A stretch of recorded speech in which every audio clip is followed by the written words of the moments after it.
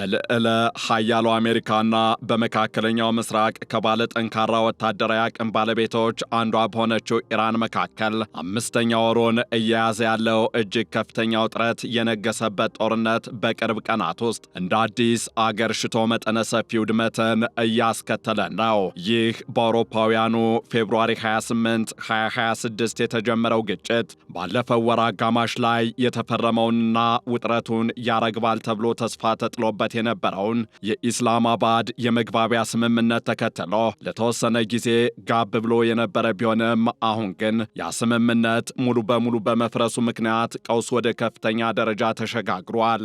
በተለይም ከሰሞኑ አሜሪካ በሆርሙዝ ወሽመጥ ላይ የጣለችውን የባህር ላይ እገዳ ለማስከበርና የኢራንን ወታደራዊ አቅም ለማዳከም በሚል መጠነ ሰፊ የአየር ድብደባዎችን እያካሄደች ትገኛለች። ይህ የአሜሪካ ጥቃት በኢራን ደቡባዊ የባህር ዳርቻዎች ላይ ብቻ ሳይሆን በዋና ከተማዋ ቴህራን አካባቢ ያሉ ወታደራዊ መሰረተ ልማቶችን ያካተተ በመሆኑ ግጭቱን ወደ ቀጠናዊ የጦርነት ቀውስ እየገፋው ይገኛል። ከዚህ ባሻገርም የትራምፕ አስተዳደር በኢራን ላይ እየወሰደ ያለው ወታደራዊ እርምጃ የሀገሪቱን የባህር ዳርቻ መከላከያዎችንና የራዳር ጣቢያዎችን ያነጣጠረ ሲሆን ይህ እርምጃ የትራምፕ አስተዳደር በሆርሙዝ ወሽመጥ በኩል የሚያልፈውን የዓለም አቀፍ የነዳጅ ንግድ መስመር ከመቆጣጠር ባለፈ የኢራንን ቁልፍ ደሴቶች በተለይም የሃርግ ደሴትን ለመያዝ የሚያስችል ወታደራዊ ስትራቴጂን እየተከተለ ሊሆን ይችላል የሚል ከፍተኛ ጥርጣሬን ፈጥሯል። ይህ አይነቱ ጥርጣሬ ሰፊ ትኩረትን ባገኘበት በዚህ ወቅት ፕሬዝደንት ዶናልድ ትራምፕ ጉዳዩን የሚያጠናክር ፍንጭ መስጠታቸው ደግሞ አሳሳቢ ድባብን እየፈጠረ ይገኛል። እናም በዕለቱ የዓለም አቀፍ ትንታኔ ዝግጅታችን የቅርብ ጊዜዎቹን የአሜሪካ ጥቃቶች ባህሪ ከዶናልድ ትራምፕ የኢራን ደሴቶችን የመቆጣጠር ፍላጎት ጋር ሊኖራቸው የሚችለውን ትስስር፣ የሃርግና የሌሎች ደቡባዊ ደሴቶች ቁጥጥርን ስትራቴጂካዊ ፋይዳ፣ የባለሙያዎችን ስጋትና ተያያዥ ጉዳዮችን ልንመለከት ወደድን። ከዓለም አቀፍ የትንታኔ ዘገባ ዝግጅቱ ጋር ታሪኩ ጋሹ ነኝ። አብራችሁን ቆዩ። አስደሳች ዜና ለውድ ደንበኞቻችንና ለቤት ፈላጊዎች በመሃል መገናኛ ዲያስፖራ አደባባይ አጠገብ የጫካ ፕሮጀክት እይታ ያለው ዘመናዊ አፓርትመንት በ40/60 አከፋፈል ከስቱዲዮ እስከ ባለ 3 መኝታ ቤቶችን ለተወሰነ ጊዜ ብቻ በሚቆይ ልዩ ቅናሽ አቅርበንልዎታል። ስቱዲዮ በ2.7 ሚሊዮን ብር ጠቅላላ ዋጋ፣ ባለ 1 መኝታ በ4.4 ሚሊዮን ብር ጠቅላላ ዋጋ፣ ባለ 2 መኝታ በ6.7 ሚሊዮን ብር ጠቅላላ ዋጋ፣ ባለ 3 መኝታ በ8.3 ሚሊዮን ብር ጠቅላላ ዋጋ የግሎ ያድርጉ። ምን ይሄ ብቻ! የዲፕሎማት መንደር በሆነችው በሳር ቤት አደባባይ የ30 በመቶ ቅናሽ የተደረገባቸውን አፓርትመንት ቤቶች ከባለ 1 እስከ ባለ 3 መኝታ ቤቶችን በመሸጥ ላይ እንገኛለን። ልብ ይበሉ፣ ይህ ልዩ ቅናሽ ለተወሰኑ ቀናቶች ብቻ የሚቆይ በመሆኑ ፈጥነው ይመዝገቡ። ለበለጠ መረጃ በ0908882208 ወይም በ0969699373 ይደውሉልን። ቴምር ሪል ስቴት። የአሜሪካ ማዕከላዊ እዝ ወይም ሴንትኮም ባወጣው መግለጫ መሰረት አሜሪካ በኢራን ወታደራዊ መሰረተ ልማቶች ላይ ተከታታይ የአየር ጥቃቶችን የሰነዘረች ሲሆን እነዚህም ጥቃቶች በዋነኝነት ያነጣጠሩት በባህር ዳርቻ ራዳር ጣቢያዎች፣ የአየር መከላከያ ዘዴዎች፣ በሚሳይልና ድሮን ማከማቻዎች እንዲሁም በባህር ላይ ትናንሽ ጀልባዎች ላይ ነው። በተለይም በደቡባዊቷ የወደብ ከተማ ባንደር አባስ ላይ የተሰነዘረው ጥቃት የኢራን አብዮታዊ ጥበቃ ኃይል ዋነኛ ይዞታዎችን ያወደመ ሲሆን ጥቃቶቹ የተኩስ አቁሙ ከፈረሰ ወዲህ ለመጀመሪያ ጊዜ እስከ መዲናዋ ቴህራን ድረስ ዘልቀው ገብተዋል ተብሏል። የአሜሪካ ባለስልጣናት እንደገለጹት ከሆነ እነዚህ የአየር ድብደባዎች ዝም ብለው የተወሰዱ ድንገተኛ እርምጃዎች ሳይሆኑ ወደፊት ለሚደረጉ ሰፋ ያሉ የምድር ላይ ወይም የባህር ላይ ዘመቻዎች ምቹ ሁኔታን ለመፍጠር የኢራን መከላከያዎችን የማዳከም ስራዎች አካል ናቸው። ስማቸው እንዳይጠቀስ የፈለጉ አንድ ወታደራዊ ባለስልጣን እንደተናገሩት ይህ ጥቃት አስፈላጊ ከሆነ በቀጣይ ለሚወሰዱ እርምጃዎች ምቹ ሁኔታዎችን ለመፍጠር የሚረዳ ቅድመ ዝግጅት ነው ሲሉ የጥቃቱን ስልታዊ ባህሪ ገልጸዋል። ይህ በእንዲህ እንዳለ አሜሪካ በሆርሙዝ ወሽመጥ ላይ የጣለችውን እገዳ ለመጣስ የሞከረችውን ኤምቲ ቤልማ የተሰኘች የነዳጅ ጫኝ መርከብ ሄልፋየር የተባሉ ሚሳይሎችን በመተኮስ ከጥቅም ከጥቅም ውጭ ማድረጓ አሜሪካ በሆርሙዝ ላይ የጣለችው እገዳ ምን ያህል ጠንካራ እንደሆነ አመላክቷል። ከዚህ ጋር ተያይዞ የኢራን መንግስት በበኩሉ አሜሪካ ለሰነዘረችው ጥቃት አጸፋዊ ምላሽ ለመስጠት አጋር በሆኑት እንደ ባህሬን፣ ኩዌትና ዮርዳኖስ ባሉ የባህረ ሰላጤው ሀገራት ላይ የሚሳኤልና የድሮን ጥቃቶችን ሰንዝሯል። የኢራን ጦር በዮርዳኖስ የሚገኙ የአሜሪካ የኮሙኒኬሽን መሰረተ ልማቶችንና የነዳጅ ማከማቻዎችን በካሚካዜ ድሮኖች ማጥቃቱን ሲገልጽ የዮርዳኖስ ጦር ደግሞ 8 ሚሳኤሎችን ማክሸፉን አስታውቋል። በአንጻሩ ደግሞ የአሜሪካ ጥቃቶች በባንደር አባስ፣ ራስክ፣ ቻባሃር፣ አህቫዝ እንዲሁም የባለስቲክ ሚሳኤል ማምረቻ ማዕከል በሆነችው ሴምናል ግዛት ላይ ከባድ ፍንዳታዎችን አስከትለዋል። በተጨማሪም የሀገሪቱ ብቸኛ የሲቪል ኒውክሌር ጣቢያ በሚገኝባት ቡሼህር ላይ ጥቃቶች የተሰነዘሩ ሲሆን የኢራን የጤና ሚኒስቴር በደቡባዊ ኢራን በአሜሪካ ጥቃት የሟቾች ቁጥር ከ30 በላይ መድረሱንና ከ260 በላይ ሰዎች ደግሞ መቁሰላቸውን ገልጿል። ይሁን እንጂ የኢራን ከፍተኛ ተደራዳሪና የፓርላማ አፈ ጉባኤ የሆኑት መሐመድ ባገር ጋሊባፍ ኢራን መቼም ቢሆን ጦርነትን ፈልጋ አታውቅም፣ አሁንም አትፈልግም በማለት ኢራናውያን በትጥቅ ትግላቸው ተጋድሏቸውን እንዲቀጥሉ ነገር ግን ብሔራዊ ጥቅምን ለማስከበር የዲፕሎማሲና የድርድር መሳሪያዎችንም እንዲጠቀሙ ጥሪ ማቅረባቸው እየተነገረ ይገኛል። ይህ የሁለቱ ወገኖች ፍጥጫ በቀጠናው ያለውን የጸጥታ ሁኔታ እጅግ አስጊ ደረጃ ላይ ያደረሰው ሲሆን አሜሪካ የኢራንን ወታደራዊ አቅም ለማንኮታኮት የጀመረችው ይህ ዘመቻ ዋነኛ የኢራን ወታደራዊ መከላከያ ቴክኖሎጂዎችን ሙሉ በሙሉ የመደምሰስ ዓላማ እንዳለው በግልጽ ያሳያል። በሌላ በኩል ደግሞ ፕሬዝደንት ዶናልድ ትራምፕ በሰጡት መግለጫ የኢራን መሪዎች በድርድር ጠረጴዛ ላይ ካልተቀመጡ በስተቀር በቀጣይ ሳምንት የሀገሪቱን የኃይል ማመንጫዎችና ድልድዮች ሙሉ በሙሉ እንደሚያወድሙ በይፋ አስጠንቅቀዋል። ዶናልድ ትራምፕ ከጉዳዩ ጋር በተያያዘ ለጋዜጠኞች በሰጡት ምላሽ የጊዜ ገደብ ማስቀመጥ አልወድም፣ ነገር ግን እነሱ ሊከተል የሚችለውን ዳፋ በሚገባ ያውቃሉ፣ በአግባቡ ቢንቀሳቀሱ ይሻላቸዋል ሲሉ ዝተዋል።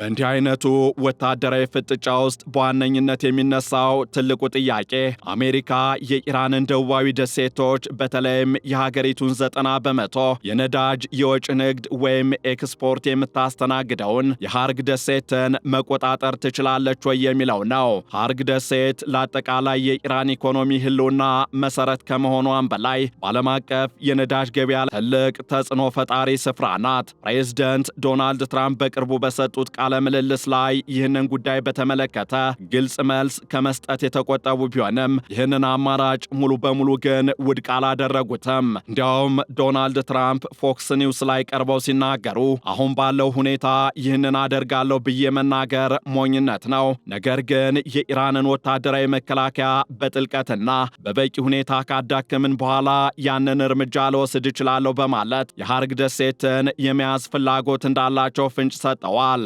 አቋማቸው ከዚህ ቀደም በአሜሪካ ወታደራዊ ዕቅድ አውጮች ዘንድ ይንሸራሸር የነበረውን የምድር ጦር ወደ ኢራን የባህር ዳርቻዎች የመላክ ሐሳብን የሚያጠናክር ሆኗል።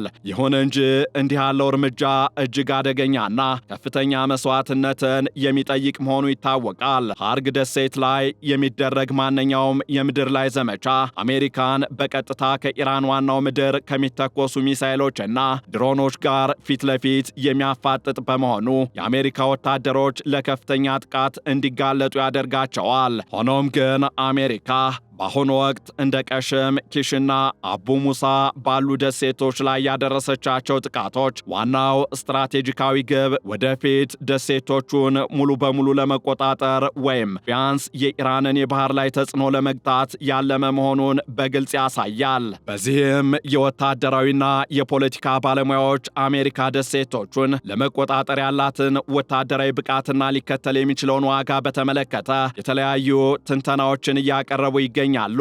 በለንደን ኪንግስ ኮሌጅ የደህንነት ጥናት ተባባሪ ፕሮፌሰር የሆኑት አንድሪያስ ክሬግ ለቴሌቪዥን ጣቢያዎች በሰጡት ትንተና አሜሪካ በጠባብ ወታደራዊ ስልት ደሴቶችን የመያዝ ሙሉ ወታደራዊ አቅም እንዳላት ገልጸዋል። አሜሪካ በአሁኑ ወቅት በመካከለኛው ምስራቅ ከ50 ሺህ በላይ ወታደሮችንና ዘመናዊ የባህር የአየርና የየብስ ውጊያ መሳሪያዎችን ስላሰማራች እነዚህን ደሴቶች በኃይል ለመውረር አትቸገርም። ይሁን እንጂ ፕሮፌሰሩ አንድን ደሴት ለጊዜው መቆጣጠርና ያንን ደሴት በዘላቂነት ይዞ መቆየትና ስትራቴጂካዊ ጥቅም ማግኘት ፈጽሞ የተለያዩ ነገሮች ናቸው በማለት ያስጠነቅቃሉ። በተለይም እንደ ቀሽም ያሉት ደሴቶች ከኢራን ዋና ምድር ጋር በጣም ቅርብ በመሆናቸው በኢራን መድፎችና ድሮኖች በቀላሉ ሊመቱ ይችላሉ።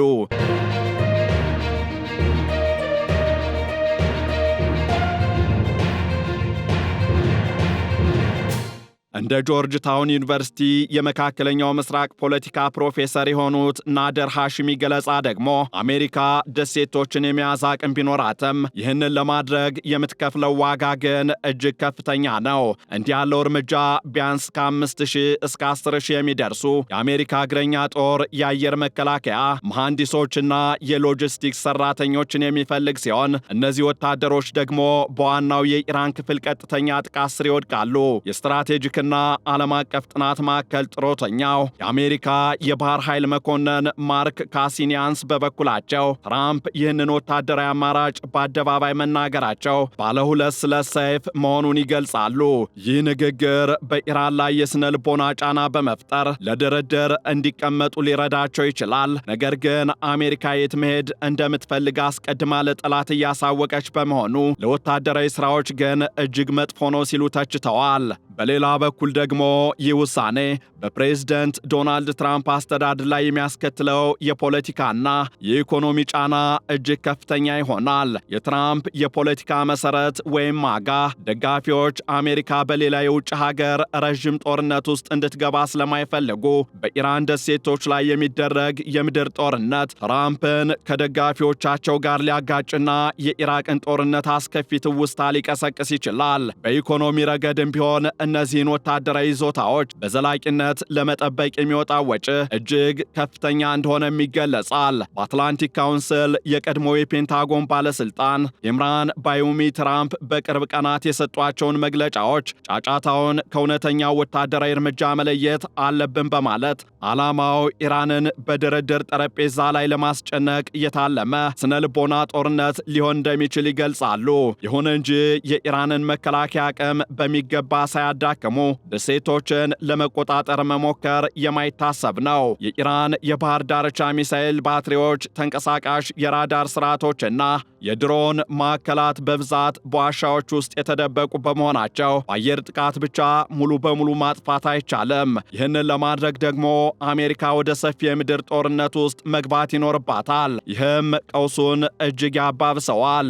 ኢራን እንዲህ ያለ የምድር ላይ ወረራ ሙከራ ከተደረገባት እጇን አጣጥፋ እንደማትቀመጥም ግልጽ ነው። የሀገሪቱ የጦር ኃይሎች ከፍተኛ ባለስልጣን ዞልፋጋሪ እንደተናገሩት አሜሪካ የኢራንን መሰረተ ልማቶች ካጠቃች በኢራን ትዕግስት እስካሁን ሳይነኩ የቆዩ በቀጠናው ያሉ ማናቸውም መሰረተ ልማቶች በሙሉ ይወድማሉ ሲሉ ዝተዋል። ይህም ማለት ኢራን በቀጠናው ያሉትን የአሜሪካ ወታደራዊ ማዕከሎች እንዲሁም እንደ ሳውዲ አረቢያ ያሉ የባህረ ሰላጤው አጋር ሀገራትን የነዳጅ ማውጫዎች ኢላማ እንደምታደርግ ግልጽ ማሳያ ነው።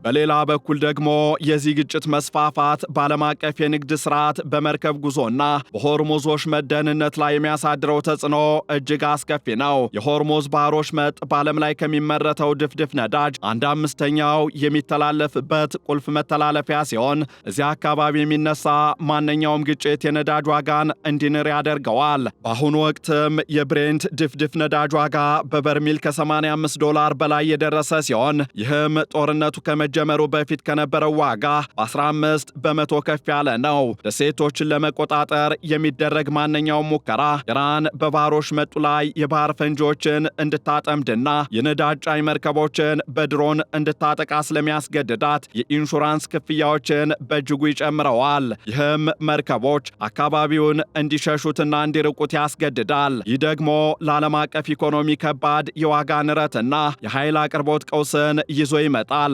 በተጨማሪም ከባህረ ሰላጤው ሀገራት ጋር ያለውን ግንኙነት እንደሚያሻክረው እሙን ነው። ምክንያቱም እነዚህ ሀገራት ወሽመጡ እንዲከፈት ቢፈልጉም የጦርነቱ መነሻና ሰለባ መሆን ግን አይፈልጉም። ዶናልድ ትራምፕ ቀደም ሲል በሆርሙዝ ወሽመጥ በኩል በሚያልፉ ጭነቶች ላይ ለመጣል ያሰቡትን የ20 በመቶ ተጨማሪ ክፍያ በማንሳት የባህረ ሰላጤው ሀገራት በአሜሪካ የቴክኖሎጂ ዘርፍ ላይ ኢንቨስት ወይም ፈሰስ እንዲያደርጉ በሚያበረታቱ የንግድ ስምምነቶች ለመተካት ማሰባቸው የሚታወቅ ሲሆን ይህም በቀጠናው ያለውን የኢኮኖሚ ትስስር ይበልጥ ውስብስብ ያደርገዋል። በሌላ በኩል ደግሞ አሜሪካ ቀደም ሲል በተደረገው 40 ቀን የሚጠጋ ጦርነት ወቅት የጦር መሳሪያዎቿን ማለትም ቶማሃውክ ክሩዝ ሚሳይሎችን፣ ፓትሪዮትና ታድ የተባሉ የአየር መከላከያዎችን ክምችት እያሟጠጠች መሆኑን ዶናልድ ትራምፕ ራሳቸው ሳይደብቁ መናገራቸው ይታወሳል። በዚህም የጦርነቱ መቀጠልና የጦር መሳሪያ ፍጆታ መጨመር አሜሪካ ረዥም ጊዜ የሚወስድ ጦርነት ውስጥ ለመቆየት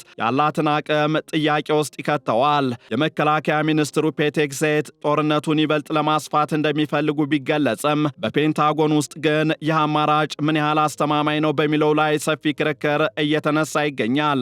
በአጠቃላይ በአሁኑ ወቅት በአሜሪካና በኢራን መካከል እየታየ ያለው ወታደራዊ ግጭት ቀጠናውን ወደማይመለስ ሁሉን አቀፍ ጦርነት እየመራው ይገኛል። አሜሪካ የኢራንን ወታደራዊ መሰረተ ልማቶች፣ የአየር መከላከያዎችንና የራዳር ጣቢያዎችን በማጥቃት የጦርነት አማራጮችን እያሰፋች ቢሆንም የኢራንን ደሴቶች በተለይም የሃርግ ደሴትን ለመቆጣጠር የሚደረገው ጥረት ግን እጅግ ከፍተኛ ዋጋን የሚያስከፍል ወታደራዊና ፖለቲካዊ ውሳኔ ሆኖ እየተጠቀሰ ይገኛል። ፕሬዝደንት ዶናልድ ትራምፕ ይህንን አማራጭ በስነ ልቦና ጦርነት ደረጃ ለድርድር መጫወቻ ካርድነት ቢጠቀሙበትም በተግባር ግን የምድር ጦርነት ውስጥ መግባት የአሜሪካን ወታደራዊ ኃይል በረዥም ጊዜ ጫና ውስጥ የሚዘፍቅና የዓለምን ምጣኔ ሀብት አደጋ ላይ የሚጥል ሆኖም ይነሳል። በመሆኑም ወደፊት የሚኖረው አማራጭ በከፍተኛ ፍጥጫ ውስጥ ያለ የጦርነት ቀጣይነት ሳይሆን ሁለቱ ወገኖች ወደ ቀደመው የመግባቢያ ስምምነት ተመልሰው ውይይት እንዲጀምሩ የሚያስገድድ ዲፕሎማሲያዊ ጥረት ብቻ ይሆናል። ያ ካልሆነ ግን የሆርሙዝ ወሽመጥ ዘላቂ የጦርነት ቀጠና ሆኖ ሊቀጥል ይችላል። ይህንን ዓለም አቀፍ ትንታኔ ስናዘጋጅ አልጄዚራ፣ ዘጋርዲያን፣ ሮይተርስ እና ቢቢሲን በዋቢነት ተጠቅመናል። አስደሳች ዜና ለውድ ደንበኞቻችንና ለቤት ፈላጊዎች በመሃል መገናኛ ዲያስፖራ አደባባይ አጠገብ የጫካ ፕሮጀክት እይታ ያለው ዘመናዊ አፓርትመንት በ40/60 አከፋፈል ከስቱዲዮ እስከ ባለ 3 መኝታ ቤቶችን ለተወሰነ ጊዜ ብቻ በሚቆይ ልዩ ቅናሽ አቅርበንልዎታል። ስቱዲዮ በ2.7 ሚሊዮን ብር ጠቅላላ ዋጋ፣ ባለ 1 መኝታ በ4.4 ሚሊዮን ብር ጠቅላላ ዋጋ፣ ባለ 2 መኝታ በ6.7 ሚሊዮን ብር ጠቅላላ ዋጋ፣ ባለ 3 መኝታ በ8.3 ሚሊዮን ብር ጠቅላላ ዋጋ የግሎ ያድርጉ። ምን ይሄ ብቻ! የዲፕሎማት መንደር በሆነችው በሳር ቤት አደባባይ የ30 በመቶ ቅናሽ የተደረገባቸውን አፓርትመንት ቤቶች ከባለ 1 እስከ ባለ 3 መኝታ ቤቶችን